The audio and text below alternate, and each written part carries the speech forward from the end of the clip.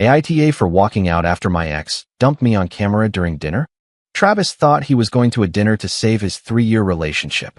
Brielle, his girlfriend, had other plans. She wanted to turn their breakup into a viral video. While hidden cameras recorded every move, she delivered a rehearsed speech, expecting tears, drama, and a public scene that would yield thousands of views. What she didn't expect was the reaction of a man who values hard work and dignity above any follower. With just 2 words and a gesture of absolute calm, Travis destroyed her script and left the restaurant and Brielle's life in a deafening silence. What happens when the pursuit of internet fame destroys the only real thing you had? My girlfriend of 3 years decided to break up with me at a fancy restaurant while her friends secretly recorded everything for social media content. She expected tears, pleading, maybe a public scandal she could post to gain likes. Instead, I said 2 words, got up, and left. What happened next? Pure chaos. And honestly, the best decision I ever made. My name is Travis, I am 29 years old, and I work as an HVAC technician here in Milwaukee. It is not glamorous, it doesn't impress at dinner parties, but it pays well, and I am good at it. I work with commercial heating and cooling systems, mainly for office complexes and malls. It's the kind of work where you are crawling on a rooftop in 90-degree heat or freezing your hands off in January. But there is something rewarding about solving problems that actually matter. When someone's AC goes out in the middle of summer, they don't care about your Instagram followers. They just want to stop sweating. I have been doing this job for about 7 years. I started as an apprentice right out of high school, rising through the ranks with certifications and hands-on experience. I have my EPA certification, my NATE certification, all the things that actually matter in this field. My father was a plumber for 30 years, so the skilled trades run in the family. He always used to say, "There is dignity in work that keeps your hands dirty but your conscience clean." I never forgot that. I met Brielle at a Brewers game in August of 2020. My friend Marcus, who works in commercial roofing, dragged me there because he had extra tickets. Good seats too, right along the third base line. We ended up in the same section as a group of women, one of them wearing a yellow shirt with a laugh that echoed through 3 rows. We started talking during the 7th inning stretch, and by the end of the game, I had her number. Our first date was at a small Italian restaurant in Walker's Point. Nothing fancy, just good food and better conversation. She seemed genuinely interested in my work, asking questions about AC systems as if she really wanted to understand. That felt rare. Most people's eyes glaze over when you start talking about compressor units and refrigerant cycles. But she listened, asked follow-up questions, and joked about me being the guy who could save her if her apartment got too hot in the summer. The first 2 years were genuinely good. We would go to dinner at casual places around Milwaukee. She would come over to my house, and we would watch movies on my couch, order a pizza, and talk until 2 in the morning. Simple things, real things. She would even come to my bowling league, sometimes cheering when I got a strike, teasing me when the ball went into the gutter. Thursday nights at landmark lanes with the same group of guys I had bowled with since high school. Marcus, my friend Tyson, and a few other regulars. We had been throwing balls on those same lanes for nearly a decade. We had our own lockers and knew all the staff by name. League night was sacred. It was the only night of the week where I could just be myself with people who had known me for years, where no one cared about social media, networking, or climbing the career ladder. We played 3 games, talked about sports, work, and life, and grabbed something to eat afterward. Simple, real. Brielle understood that, or at least she used to. I would meet her coworkers for happy hour. I listened to her talk about whatever PR campaign she was working on. Normal relationship stuff. She worked at a mid-sized PR firm downtown, handling communications for local businesses. Nothing crazy, but she was good at it and seemed to enjoy the work. We had a comfortable routine that felt easy, not like a chore. The kind of relationship where you actually look forward to seeing the other person at the end of the day. Her apartment was a cute little 1-bedroom in River West. She decorated it with thrift store finds and plants that she somehow kept alive despite claiming she had a black thumb.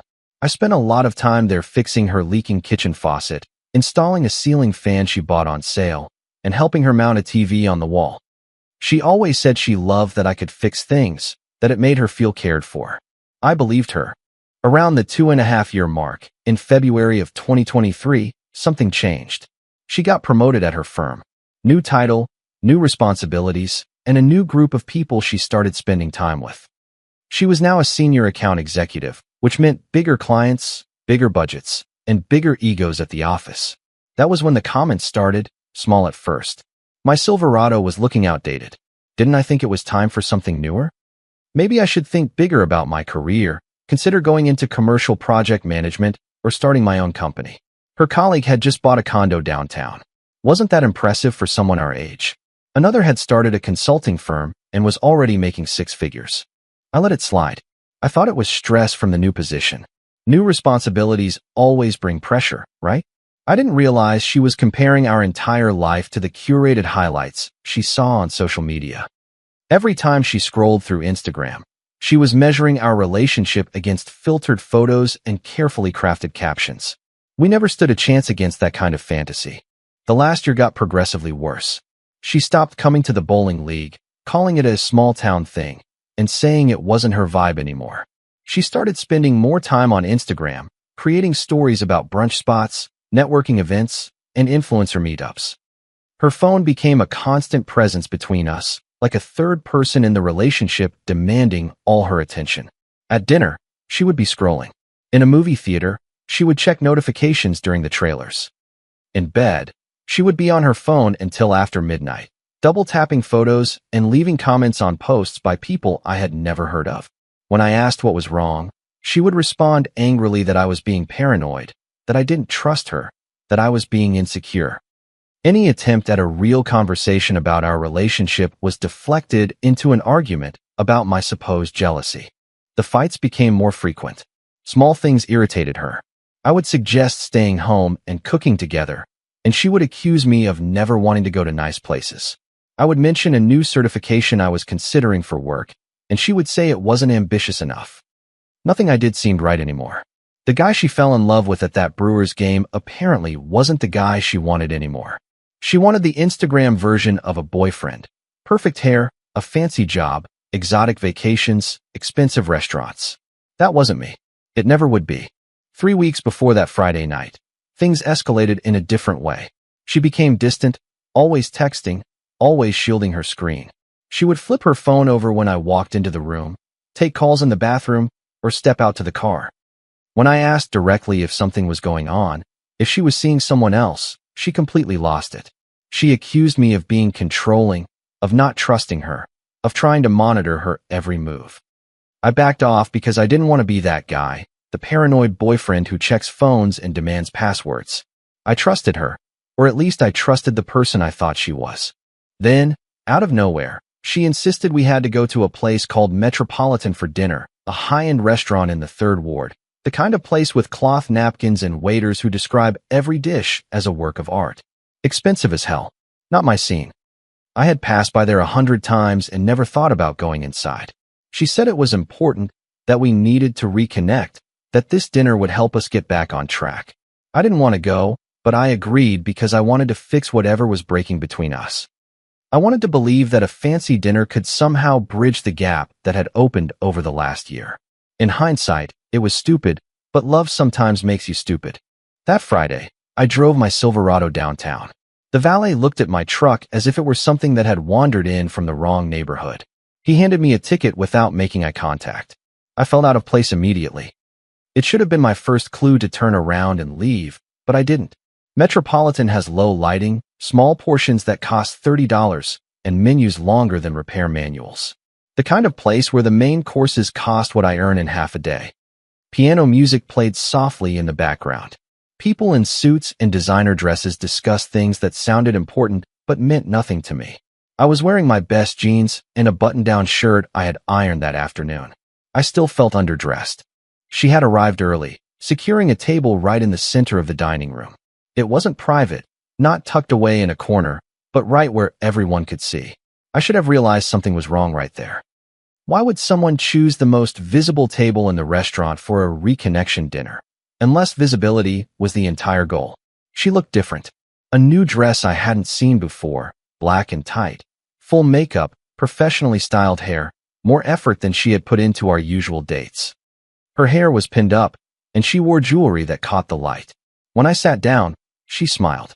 But it wasn't her real smile. It was the one she used for Instagram photos, the one where the eyes don't match the mouth. Practiced, empty, camera ready. I ordered a Dr. Pepper. She ordered something fancy. We made small talk about her day, about mine, a shallow conversation that felt like we were strangers on a first date instead of people who had been together for 3 years. Something was off, but I couldn't pinpoint what it was. Then I noticed them. Lindsay, her college roommate, and Avery, a friend from her work, sitting maybe 15 feet away at a table with a perfect view of ours. They waved enthusiastically, saying loudly what an incredible coincidence it was. Oh my God, what are the chances of us all being here at the same time, right? 0. There was zero coincidence in a city with hundreds of restaurants. I looked at their table more carefully.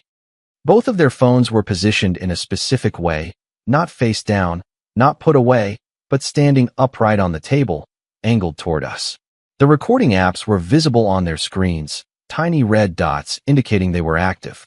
My stomach turned. They were filming this, all of it, recording every word, every gesture, every moment of what was about to happen. This wasn't a reconnection dinner. It was a trap. Dinner started normally. We ordered. She got the seared salmon with some kind of reduction I couldn't pronounce. I went with pasta because it was the least expensive thing on the menu that wouldn't make me look cheap. The waiter poured water into crystal glasses and brought bread to the table. Everything moved in slow motion as the pieces began to fit together in my head. She talked about work, about how she had been thinking a lot about her future lately. Not our future, but her future, her goals, her trajectory. The words sounded rehearsed, as if she had written them down and memorized them. She kept glancing over at Lindsay and Avery's table, checking if they were managing to record, making sure the cameras were rolling. Then came the speech.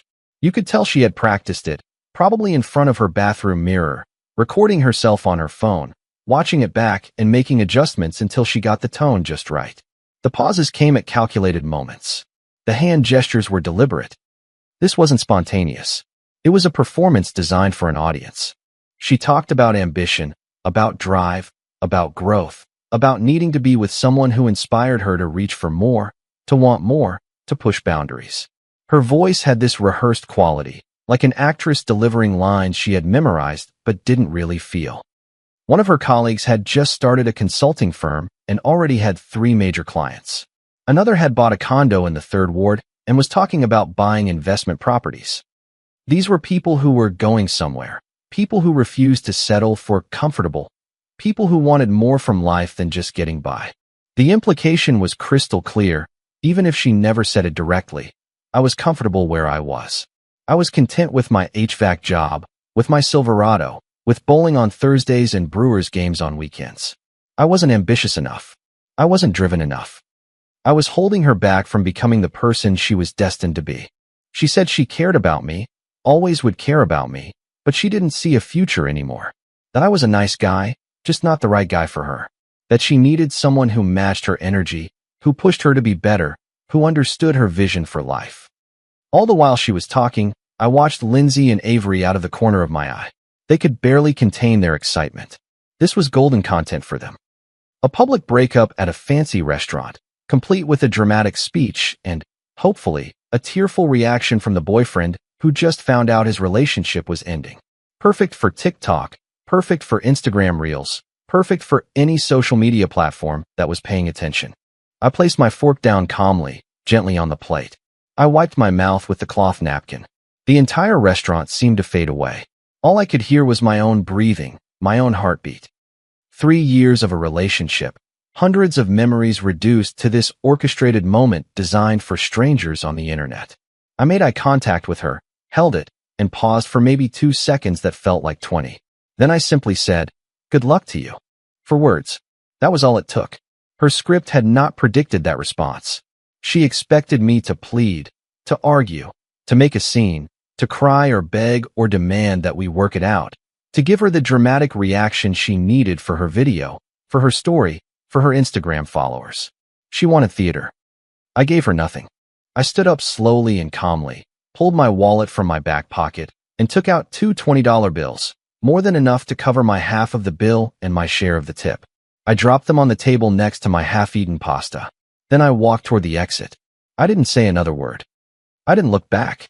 I didn't acknowledge Lindsay and Avery sitting there with their phones still recording. I simply walked, one foot in front of the other.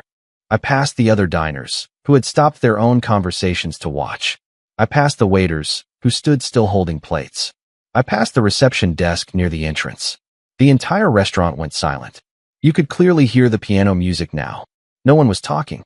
Forks weren't clinking on plates. It was as if someone had pressed pause on the entire scene.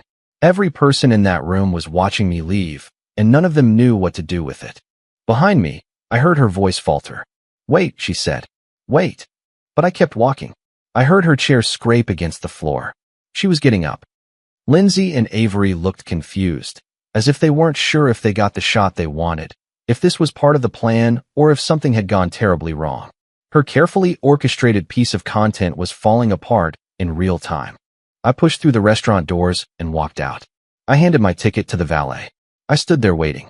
The cold October air felt good after the stuffiness of the restaurant. I could finally breathe again. The night sky was clear, stars visible between the city lights. Everything felt sharper, more real than it had been in months.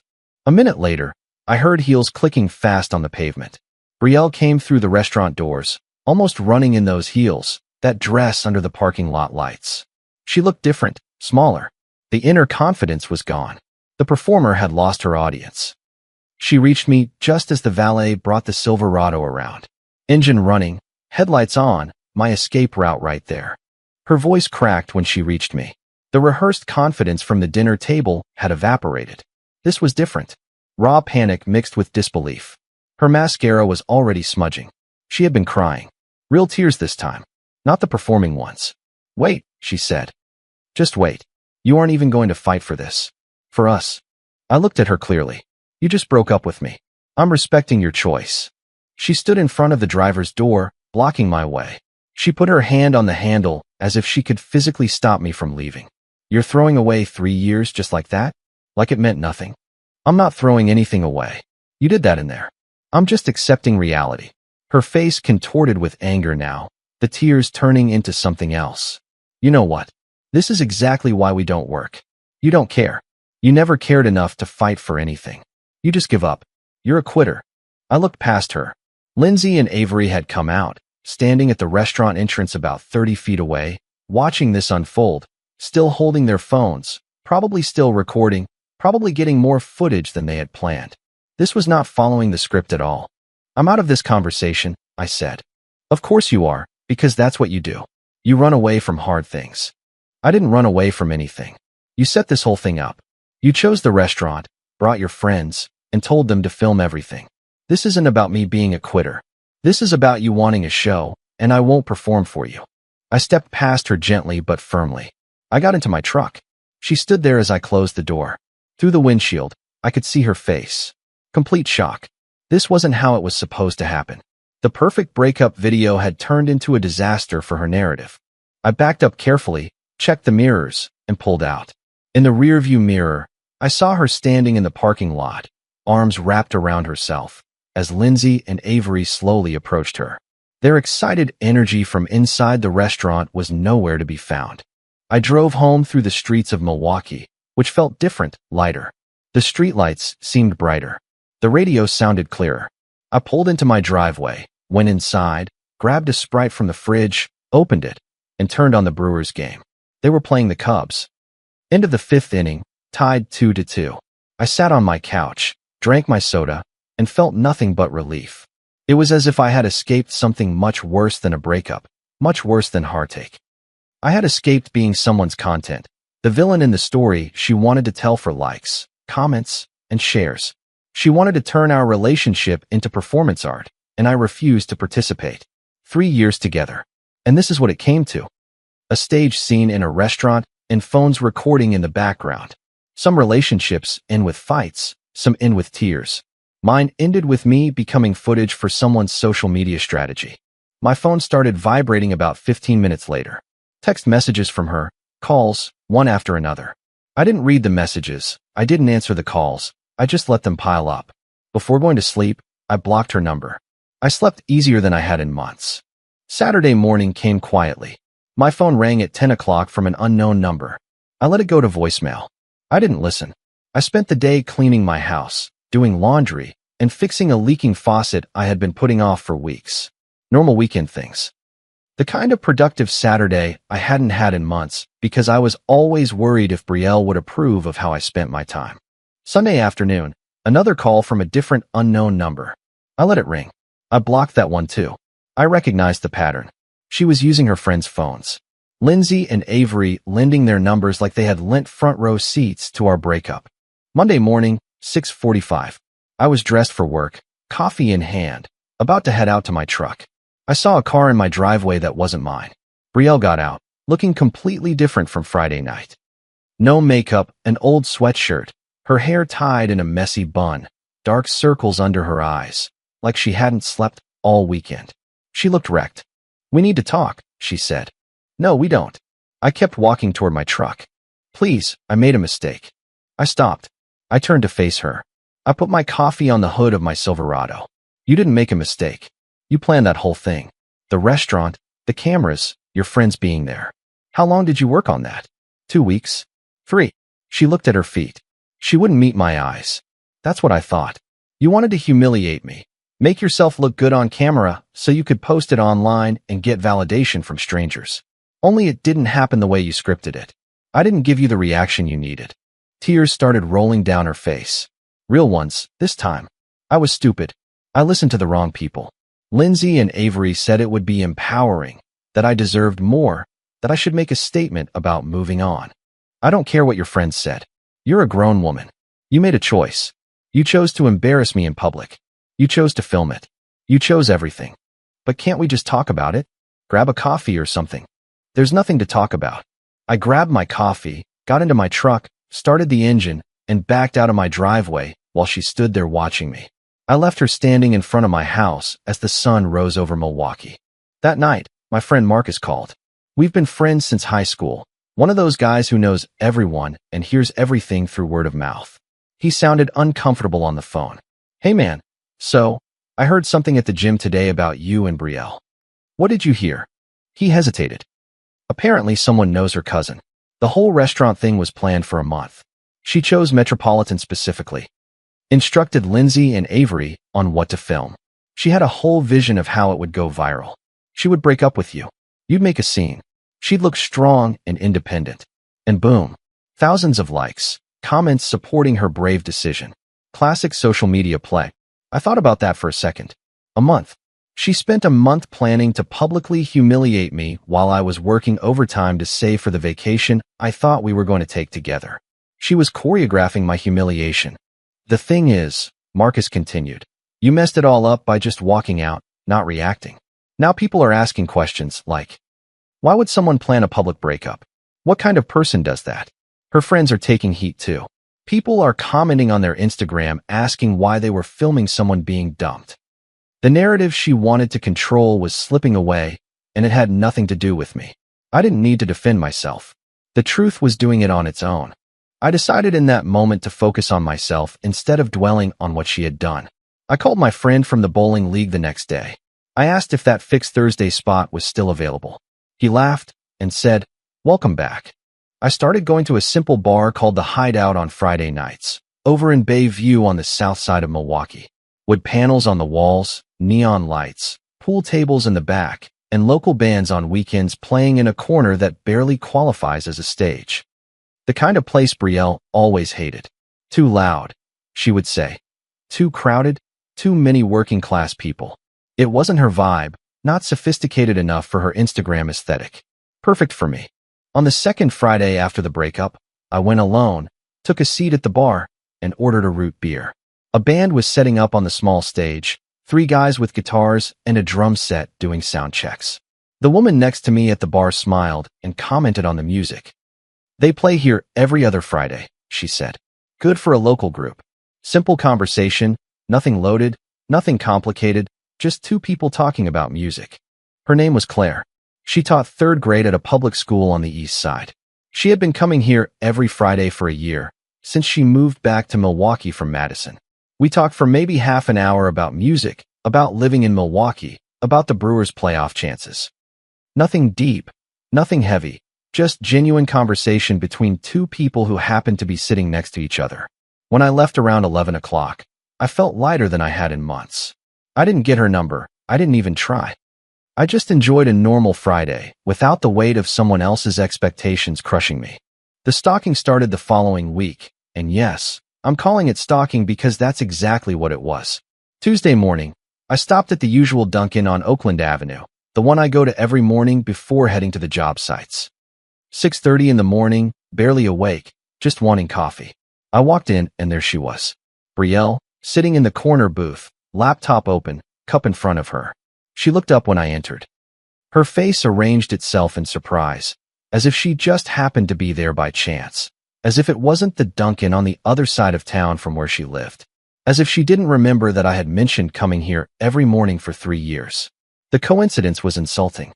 "Oh, hi. What are you doing here?" "Getting coffee, same as you." I didn't engage beyond that. I walked to the counter, ordered my usual large black coffee, paid, and left. I didn't sit down, I didn't talk. I just got what I came for and walked out. Through the window, I saw her watching me go, phone in hand. Thursday night around 6, I stopped at Syndick's to get groceries for the week, walking through the produce aisle, picking out apples. And there she was, Brielle, holding a basket with maybe 3 items, examining tomatoes as if she were selecting precious jewels. Our eyes met. She smiled. "Hey," she said, "what a coincidence bumping into you." "Yeah, what a coincidence." I moved to the next aisle to get bread. She appeared again at the other end, looking at pasta. Same aisle twice. This wasn't a coincidence, it was surveillance. I finished my shopping without saying another word. I checked out and left. Wednesday of the 3rd week, I was at a commercial job site in Wauwatosa, a large office building, doing a complete overhaul of the AC system, hundreds of thousands of dollars in work. I was on the roof checking compressor units when Ronald, my supervisor, came up the access ladder. "Hey, Travis, everything okay?" "Yes." "What?" "There's someone at the perimeter fence." A woman has been standing there for about 20 minutes watching the building. I walked to the edge of the roof and looked down. Brielle, standing outside the chain-link fence, looking up. When she saw me seeing her, she waved. She actually waved as if it were normal behavior, as if standing outside someone's workplace for 20 minutes was a totally reasonable thing to do. Ronald looked at me. "A friend of yours?" "An ex-girlfriend who doesn't take no for an answer." Ronald's expression hardened. He was about 47, had 2 daughters, and no patience for this kind of thing. He went down the ladder and made a call. 5 minutes later, building security walked over to the fence. They had a conversation with Brielle. She gestured toward the building, toward me. The security guards shook their heads. She stood there arguing for another minute, then finally left. She got in her car and drove away. Ronald came back and said if she returned, they would call the police for trespassing. "Do you need some time off or something?" "No, I'm fine. Thank you, really." That finally stopped the physical appearances. No more showing up at places, no more coincidental run-ins. She had gone too far, and even she knew it. Claire was at the hideout that 3rd Friday, sitting in the same spot at the bar where we had talked before. She smiled when she saw me, genuinely happy to see a familiar face. We talked for longer this time. She told me about her week teaching 8-year-olds, about the boy who brought his pet turtle for show and tell, about parent-teacher meetings that lasted 4 hours too long. I told her about commercial AC systems, about fixing a compressor on a 90-degree roof, about Ronald and the crew I worked with. Normal conversation between normal people, with normal jobs, living normal lives. We exchanged numbers before I left that night. No games, no waiting 3 days to text, just straight up. "I'd like to see you again." "I'd like that too." That same week, on Wednesday afternoon, we met for coffee at a place called Collectivo on Prospect Avenue, a coffee shop right on the lake with windows overlooking Lake Michigan. We sat for 2 hours. We talked about growing up in Wisconsin, about our families, about teaching and working with AC, and about what we wanted from life. She mentioned her last relationship, how the guy made good money in sales but couldn't handle the fact that she made a little more as a teacher. How he made little comments about how she must think she was better than him, about how she was too independent, about how she emasculated him by paying for things. "That sounds exhausting," I said. It was. People get insecure about the strangest things. They take it out on the wrong person instead of dealing with their own stuff. The comparison to Brielle was obvious, but neither of us said it out loud. We didn't need to.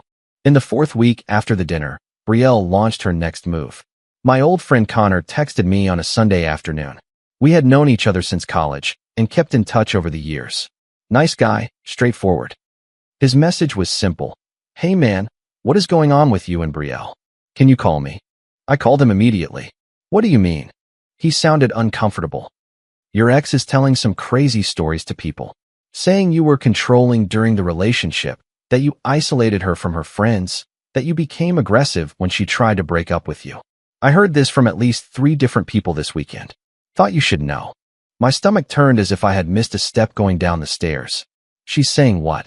Yeah, I heard it through someone who heard it from Avery. Then Tyson mentioned it at the gym. Then I saw something vague on someone else's Facebook. It's circulating. Thought you should be aware. I hung up feeling sick. Controlling, aggressive, isolating. Words designed to make people question everything about me. Words that could follow me for years if enough people believed them. By Tuesday, 3 more mutual friends reached out, all with variations of the same question. What really happened? Is what she's saying true? Did you really do those things? People I had known for years were suddenly looking at me differently, wondering if they had missed something, if the guy they trusted was actually some kind of monster. Brielle was painting herself as a victim of an inappropriate relationship, saying I manipulated her for years, that I made her doubt herself, made her feel small, made her afraid. That the restaurant was her finally escaping, that she was afraid of how I would react. So, my calm wasn't dignity. It was calculated emotional abuse, the silent treatment, coldness, all signs of controlling behavior. Apparently, she had done her research, found all the buzzwords, and turned them into weapons against me. Complete fiction, all of it. But the thing about lies is that they spread faster than the truth. And some people, even good people, will wonder if maybe there's some truth to it. Where there's smoke, right? I made a choice. I wasn't going to defend myself publicly. I wasn't going to make counter posts or statements. Defending myself would give her exactly what she wanted: attention, engagement, proof that she still mattered to me. The best response was no response. Claire asked me about it that Friday at the hideout. How are you dealing with all of it? I've been better, I said. People are talking. Yeah, I know. For what it's worth, I don't believe any of it. Why not? You barely know me. She shrugged. Because if you were really like that, I would have seen signs by now. Controlling guys don't give people space. They don't stay calm during confrontations. They don't simply walk away. They escalate the situation. You did the opposite of all that. It made sense when she put it that way. The tide started to turn about a week later.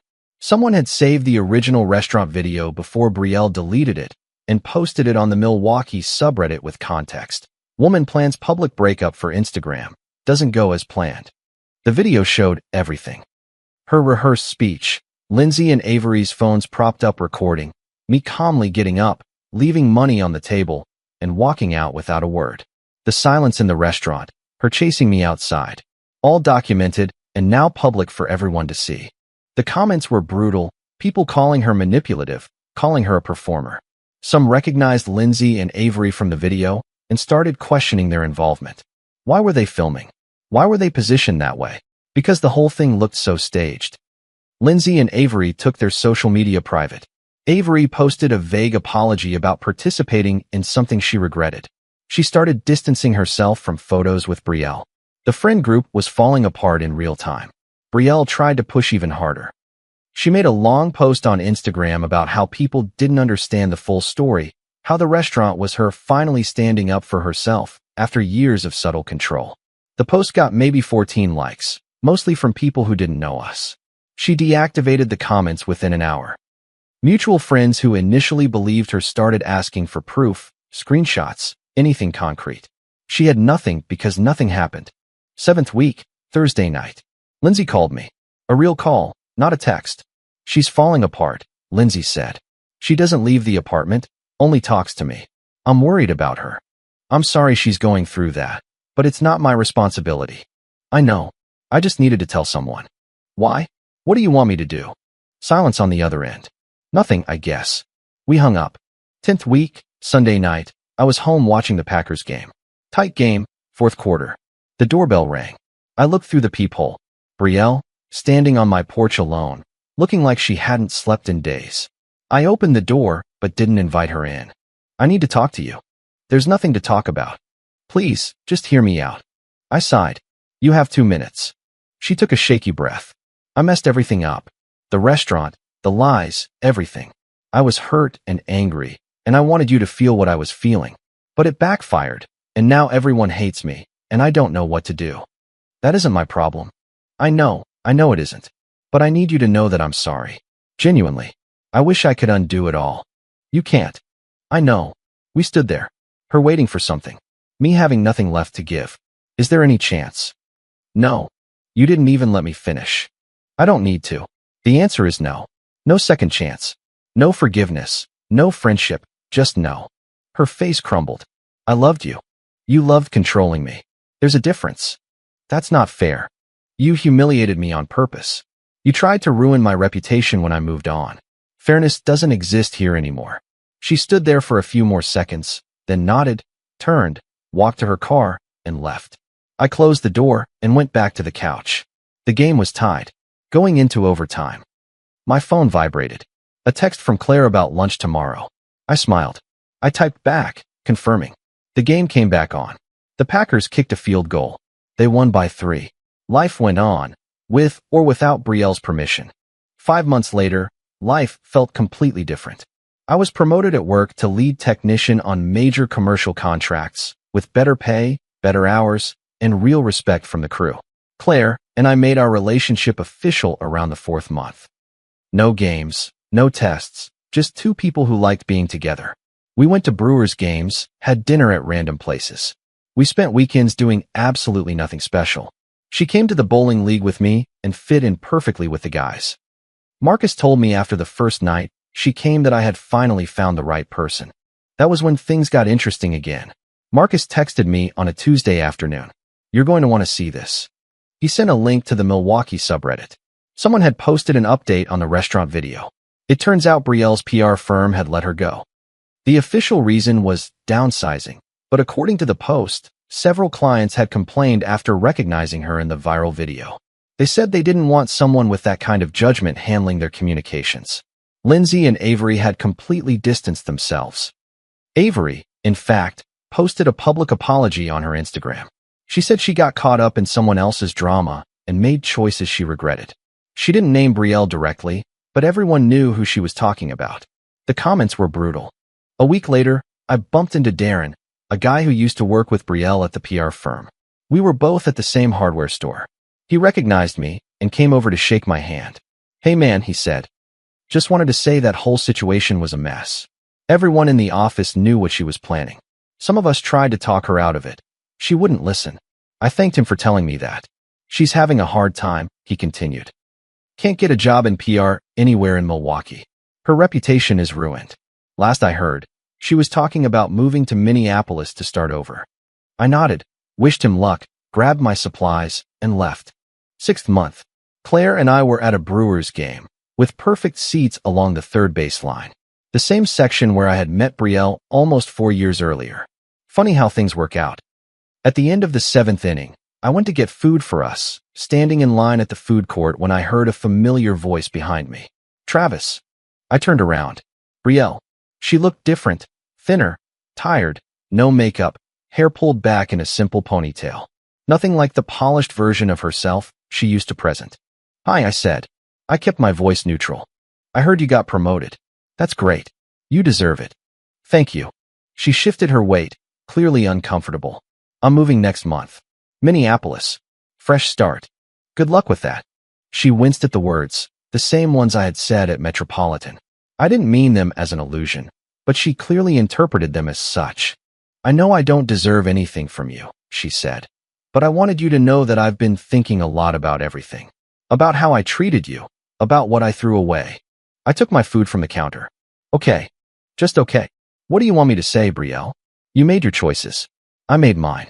It's over. I started walking back to my seat. She called out to me. She's good for you, the new girl. I stopped and turned back. Her name is Claire. And yes, she is. That's good. You deserve someone who values you. I walked away without responding. I went back to my seat. I handed the nachos to Claire. She asked who I was talking to. No one important, I said. Just someone from a long time ago. Comment. Sometimes the strongest thing you can do is simply walk away. Silence is often a more powerful response than any argument you could ever make. Your private life should be a safe haven, not content for an online audience.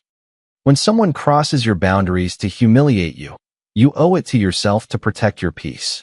You cannot control how others treat you, but you do have full control over how you respond. Letting go of the need to defend your reputation allows the truth to speak for itself in time. Closing the door on toxicity is the only way to open a new door to the genuine love you deserve. Focus on building a life that feels good on the inside, not one that only looks good on the outside. Trust that better days are ahead when you choose your dignity. If you liked it, don't forget to leave a comment and support the channel by subscribing. See you in the upcoming stories.